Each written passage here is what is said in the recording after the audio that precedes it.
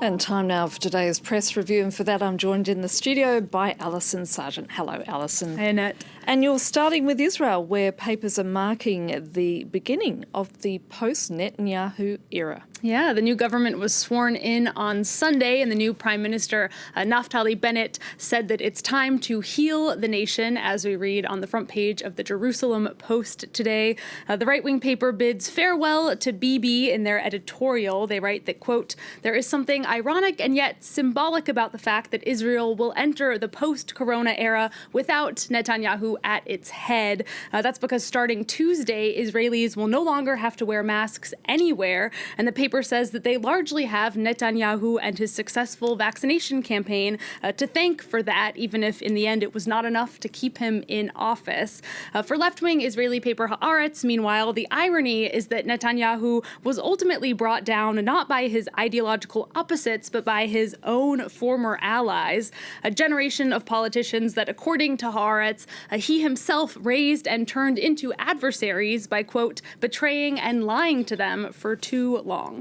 Now, that's the Israeli media, but papers outside of the country are also reporting on this historic shift as well. Yeah, French paper Libération has a play on words that doesn't really make sense in English. They've transformed Netanyahu into Netanya out. In French, Netanyahu ends in OU, and so they just tacked on a T there. The paper writes that his, quote, 12 years of rule by fear did incredible damage to Israel, destroying its image on the international stage, relegating Israeli Arabs to second-class citizens, burying the hope of peace, and that's not to mention the criminal charges against him. From now on, Binyamin Netanyahu will have nothing to distract from his ongoing corruption trial, and in this cartoon by Patrick Chapat, we see him trying to misdirect judges with a Hamas rocket, and they're responding, it doesn't work anymore.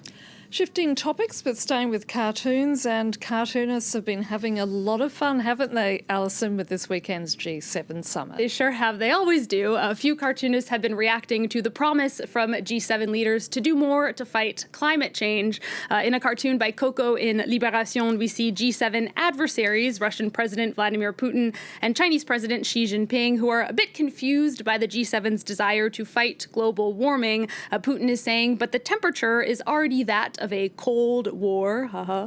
Now, British environmentalist David Attenborough spoke at the G7, urging leaders to act, and we see him here looking disappointed in this cartoon by Brian Adcock for The Independent. Leaders we see have other priorities that they're thinking about as they all take off from the summit in their private jets. We read things like petty personal disputes, sausages, and tea with the Queen. We also get a reference to that Brexit sausage war in this next cartoon from Morton Moreland of The Times. We see Boris Johnson putting the G7 into a sausage maker, and it comes out reduced to a teeny tiny little sausage. Seems to be suggesting that the G7 summit was overshadowed by Brexit conflict and that Johnson ultimately didn't even get very much out of it. Okay, so next to Algeria, where parliamentary elections on the weekend saw a record low turnout. That's after Algeria's Iraq protest movement called to boycott those elections.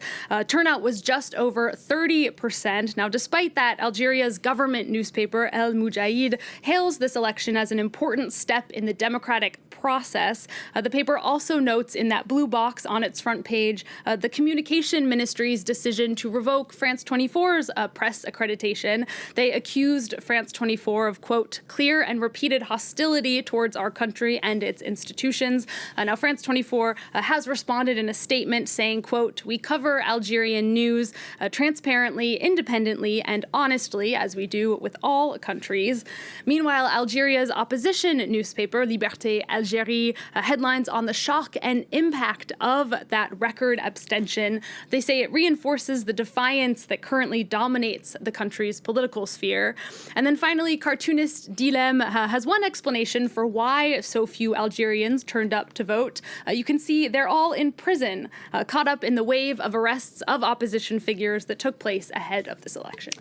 And finally, we're going to end with an extraordinary story of the lobster diver who was almost swallowed alive by a whale. Yeah, this is an insane story. This took place off the coast of Massachusetts. A local paper, the Cape Cod Times, calls it truly biblical. Michael Packard was diving for lobsters when he got scooped up in the mouth of a humpback whale. He told the paper at first he was worried that it was a great white shark. Everything went dark. And after about 30 seconds, the whale spit him back out. His fellow fishermen saw the whale burst to the surface, so they corroborated his story. This did actually happen. The paper explains that when humpback whales feed, their mouths billow open like parachutes, and it actually blocks their vision. Still, cases of them swallowing humans are so rare as to be non-existent, so the whale was probably just as surprised as he was. Indeed. Goodness me, if I was him, I'd be buying a lottery ticket next, that's for sure. Thanks for that, Alison.